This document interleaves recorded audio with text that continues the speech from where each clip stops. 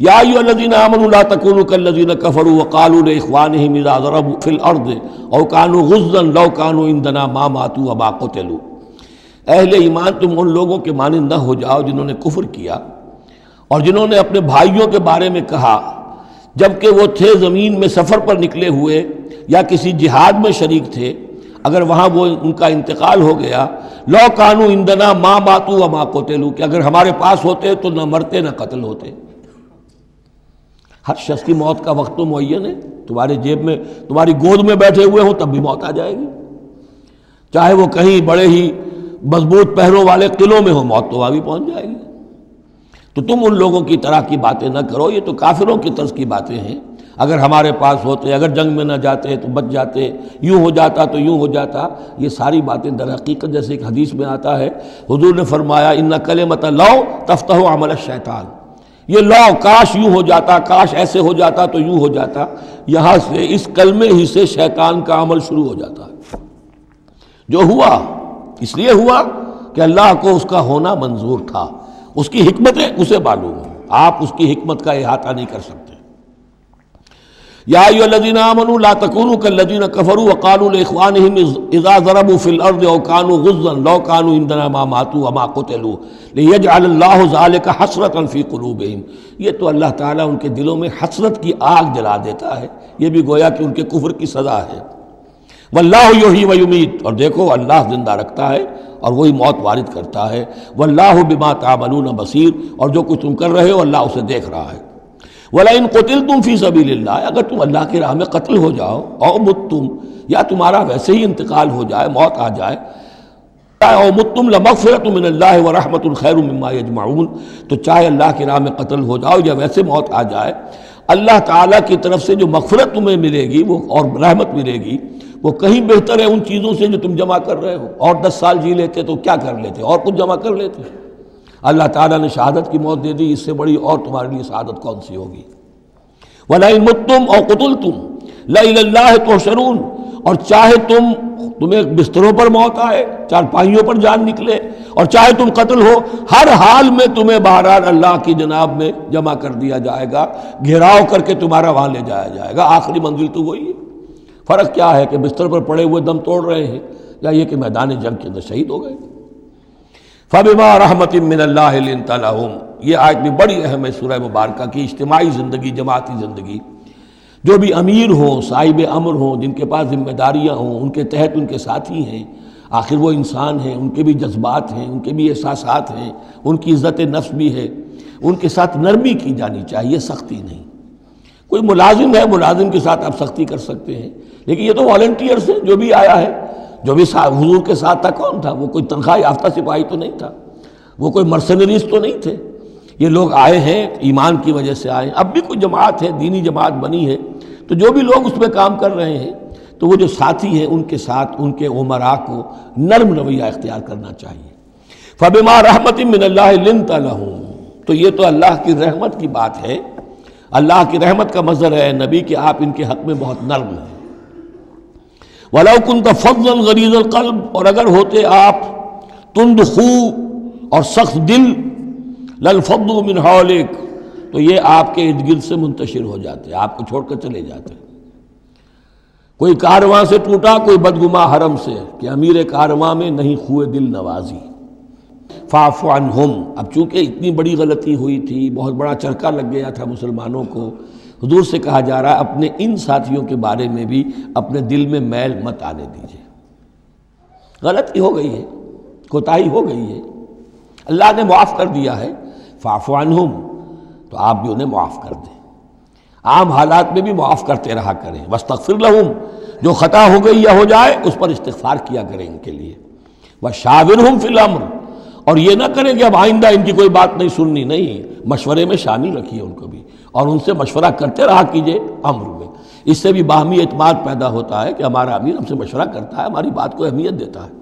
یہ بھی گویا کہ در حقیقت اجتماعی زندگی کے لیے بہت ہی ضروری بات ہے۔ فَإِذَا عَزَمْتَ، البتہ جب مشورے کے بعد آپ کا دل ٹھک جائے، آپ ایک ارادہ کر لیں، فیصلہ کر لیں، فَتَوَكَّلْ عَلَى اللَّهِ، تو اب کسی شخص کی بات کی پرواہ نہ کیجیے، پھر توکل سارا اللہ کی ذات کے اوپر۔ یعنی حضور نے مشورہ کیا تھا اس وقت، کچھ لوگوں کی رائے وہی تھی جو حضور کی رائے تھی، لیکن کچھ حضرات نے کہا کہ ہم تو کھلے میدان میں، ہم کاہے کو جان بچا کر بیٹھے یہاں پر، ہمیں تو شہادت کی موت چاہیے، شہادت ہے مطلوب و مقصود مومن۔ تو حضور نے ان کی رعایت کی، فیصلہ کر دیا۔ اب جو فیصلہ حضور کا ہے اب اس پر توکل، اس لیے کہ اس کے فوراً بعد جب حضور حضرت عائشہ کے حجرے سے برآمد ہوئے ہیں تو خلاف معمول آپ نے زرہ پہنی ہوئی تھی، ہتھیار لگائے ہوئے تھے، اس سے اندازہ ہو گیا کہ معاملہ کوئی سخت ہے جو آنے والا ہے۔ تو پھر ان لوگوں نے کہا حضور ہم اپنی رائے واپس لیتے ہیں، جو آپ کی رائے اس پر عمل کر لیں، یہ اس کا معاملہ ہے۔ جب ایک فیصلہ ہو جائے تو یہ نہیں کہ اب دل میں یقین ہو جائے آدمی ابھی ادھر ابھی ادھر، نہیں، پھر اس کے اوپر جم جائے۔ فَإِذَا عَزَمْتَ، جب آپ ایک فیصلہ کر لیں، فَتَوَكَّلْ عَلَى اللَّهِ، تو اللہ پر توکل کیجئے، ان اللہ یحب المتوکلین، یقیناً اللہ تعالیٰ توکل کرنے والوں کو پسند کرتا ہے۔ ان ینصرکم اللہ فلا غالب لکم، اے مسلمانوں دیکھو، اگر اللہ تمہاری مدد کرے گا کوئی تم پر غالب نہیں آ سکتا۔ وَإِن یخذلکم، اور اگر اللہ تمہاری مدد چھوڑ دے، دستکش ہو جائے، فمن ذا الذی ینصرکم من بعدہ، تو کون ہے وہ جو تمہاری مدد کرے گا اس کے بعد۔ وعلی اللہ فلیتوکل المؤمنون، پس اللہ ہی پر توکل کرنا چاہیے ایمان والوں کو۔ وما کان لنبی ان یغل، اور کسی نبی کی یہ شان نہیں ہے کہ وہ غل کرے۔ اب یہ غل اور غل یہ دو الفاظ ہیں عربی زبان کے، عام طور پر جو غل کا لفظ آتا ہے وہ مال غنیمت میں سے کسی چیز کا چوری کر لینا، اور غل ہے دل میں کینہ ہونا۔ تو ایک خیال تو یہ ہے، اور یہ روایات ہیں کہ حضور پر کچھ منافقوں نے الزام لگایا تھا کہ مال غنیمت میں آپ نے کوئی خیانت کی ہے، معاذ اللہ ثم معاذ اللہ۔ تو اس کا جواب دیا جا رہا ہے کسی نبی کی یہ شان نہیں ہے کہ وہ کوئی چوری کرے، کوئی چیز چھپائے۔ وَمَن يَغْلُلْ يَأْتِ بِمَا غَلَّ يَوْمَ الْقِيَامَةِ، اور جو کوئی ایسا کام کرے گا وہ تو پھر جو کچھ اس نے چھپایا ہوگا لے کر حاضر ہوگا قیامت کے دن۔ ثم توفیٰ کل نفس ما کسبت وہم لا یظلمون، پھر ہر ذی نفس کو دے دیا جائے گا، توفیٰ دیکھیے پھر وہ دیا جانا، وفا یوفی، یوفا توفیٰ، ثم توفیٰ کل نفس، پورا دے دیا جائے گا ہر جان کو، ما کسبت، جو کچھ اس نے کمایا ہوگا، وہم لا یظلمون، اور ان پر کوئی ظلم نہیں ہوگا۔ ایک رائے البتہ مولانا اصلاحی صاحب نے ظاہر کی ہے کہ یہاں غل بمانی غل ہے، یعنی الزام یہ لگایا گیا تھا منافقین کی طرف سے، عبداللہ ابن ابی کی طرف سے، کہ یہ بڑے ایمبیشس آدمی ہیں محمد صلی اللہ علیہ وسلم، اور یہ عرب پر اپنی حکومت قائم کرنے کے لیے انہوں نے ہماری جانوں کو تختہ مشق بنایا ہے، ہمیں استعمال کر رہے ہیں، ہمیں مروا رہے ہیں۔ تو گویا کہ ہماری خیر خواہی نہیں کر رہے بلکہ ان کے دلوں میں ہماری جو ہے وہ بدخواہی ہے۔ تو یہ غل کے معنی میں یہ ان کا مفہوم ہے جو انہوں نے لیا ہے، واللہ اعلم۔ افمن اتبع رضوان اللہ کمن باء بسخط من اللہ، تو کیا بھلا وہ شخص جس نے اللہ کی رضا کی پیروی کی اس کے مانند ہو جائے گا جو اللہ کے غضب اور غصے کو کما کر لایا۔ ومأواہ جہنم، اور اس کا ٹھکانہ جہنم ہے، وبئس المصیر، اور وہ بہت ہی بری جگہ ہے پہنچنے کی۔ ہم درجات عند اللہ، ان کے بھی درجے بندیاں ہیں اللہ کے ہاں،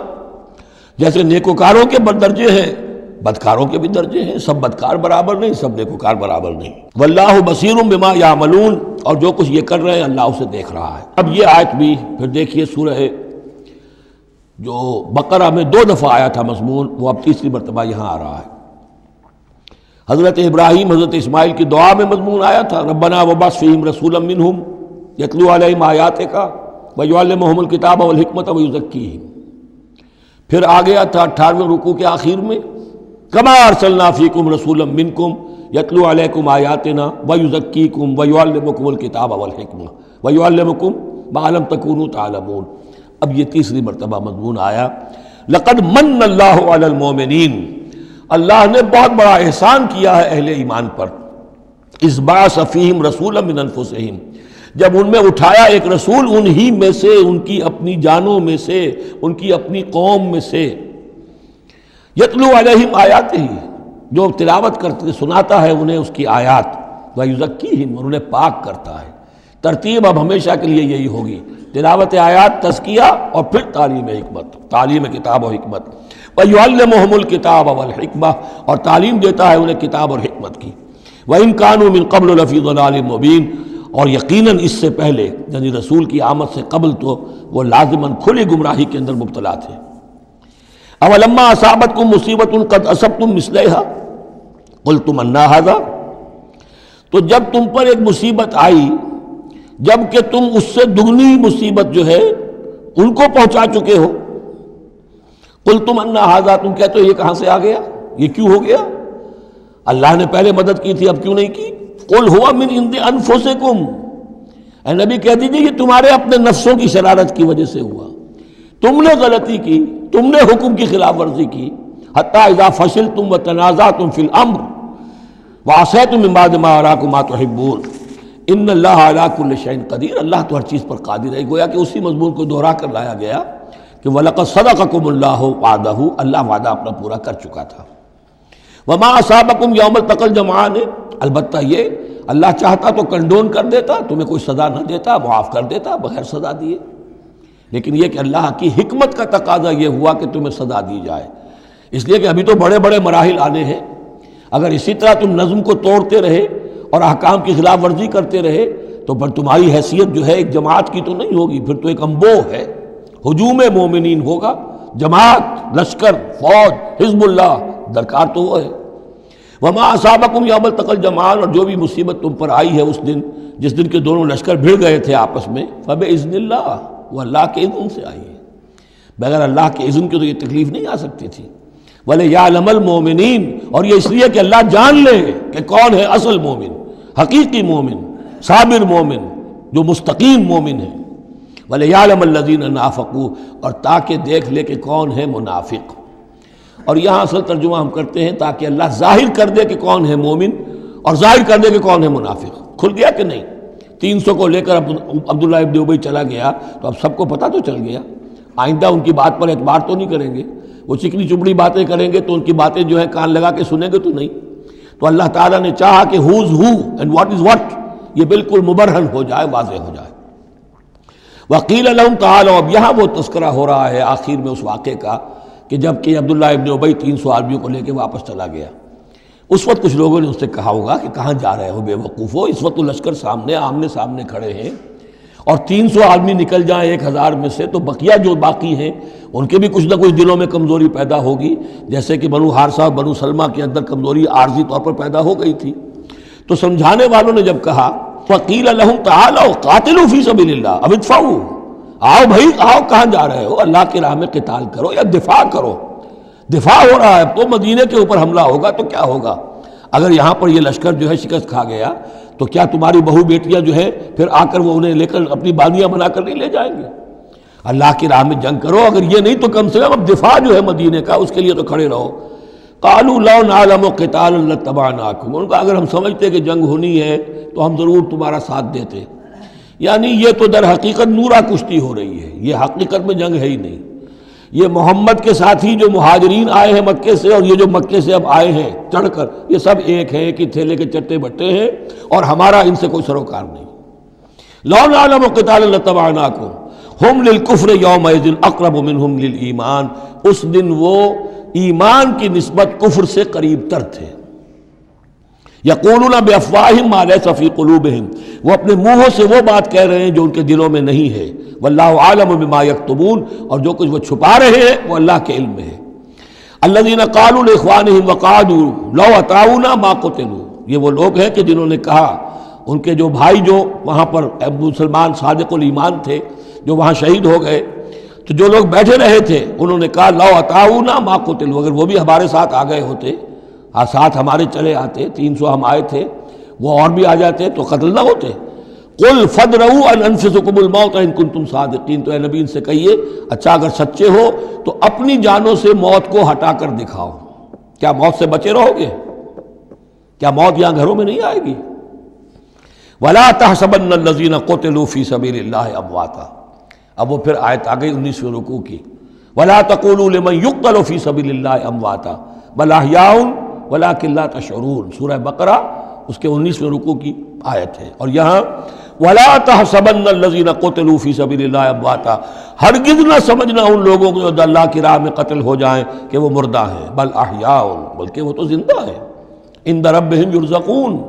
اپنے رب کے پاس انہیں رزق مل رہا ہے، رزق پا رہے ہیں۔ فرحین بما آتاہم اللہ من فضلہ، وہ تو خوشیاں منا رہے ہیں،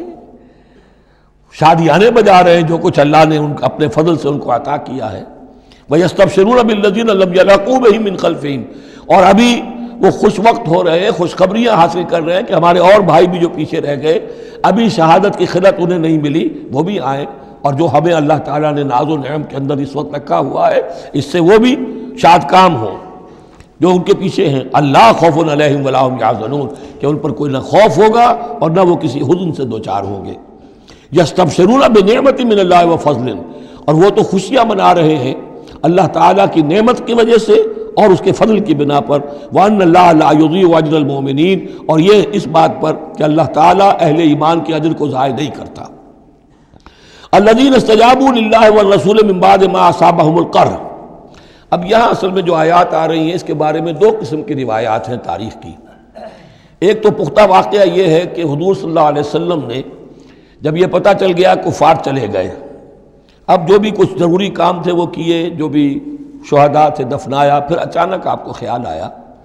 کہ یہ کفار چلے گئے ہیں، لیکن ہو سکتا ہے انہیں اپنی غلطی کا احساس ہو کہ مسلمان جو ہیں اس وقت تو یوں سمجھیے کہ وہ بالکل اس حالت میں تھے کہ ہم ختم کر سکتے تھے کہ دوبارہ نہ آ جائے، سیکنڈ تھاٹ نہ ہو۔ تو آپ نے فیصلہ کیا لوگوں مسلمانوں چلو تعاقب کرو تاکہ انہیں معلوم ہو جائے کہ ہماری ہمت ہاری ہوئی نہیں ہے، انہیں پتہ چلے گا کہ مسلمان اس وقت بھی اس کیفیت میں کہ ہمارے تعاقب میں آ رہے ہیں، تو پھر وہ جرأت نہیں کریں گے۔ تو اس وقت اہل ایمان جو تھے انہوں نے اس کے باوجود کہ جسم جو ہے زخموں سے چور چور تھے، اتنا بڑا صدمہ پہنچا تھا، پھر وہ تیار ہو گئے اور حضور 8 میل تک ہمراہ الاسد تک چل کر آئے مدینے سے باہر، اور وہاں جو ہے ابو سفیان کو وہ خیال فی الواقع آ چکا تھا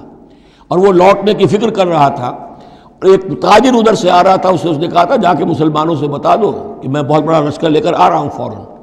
تو آ کر انہوں نے کہا بھی، لیکن اس کے بعد انہوں نے کہا کہ جو بھی ہو سو ہو، جو اللہ کا حکم ہے اس کے رسول کا حکم ہے، ہم تو کمر کس کے آ گئے ہیں۔ اسی طرح کا واقعہ بیان ہوتا ہے کہ ابو سفیان جاتے ہوئے یہ کہہ گیا تھا کہ اب اگلے سال دوبارہ ملاقات ہوگی بدر میں، یعنی 1 سال پہلے بدر میں جنگ ہوئی تھی،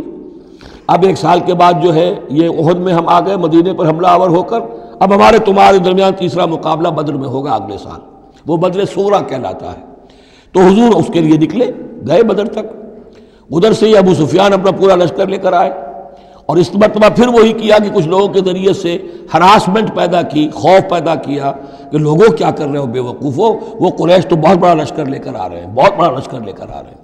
تو اس کے جواب میں مسلمانوں نے وہ صبر والے کلمات کہے جو آ رہے ہیں۔ تو یہ دونوں یہ الفاظ جو ہیں، یہ آیات دونوں پر منطبق ہو سکتی ہیں۔ الذین استجابوا للہ والرسول من بعد ما اصابہم القرح، جن لوگوں نے لبیک کہی اللہ کی پکار پر اور رسول کی پکار پر اس کے بعد کہ انہیں چرکے لگ چکے تھے، زخم ان کے جسم زخمی تھے، للذین احسنوا منہم واتقوا اجر عظیم، یقیناً ایسے محسنین اور متقین کے لیے بہت بڑا اجر ہے۔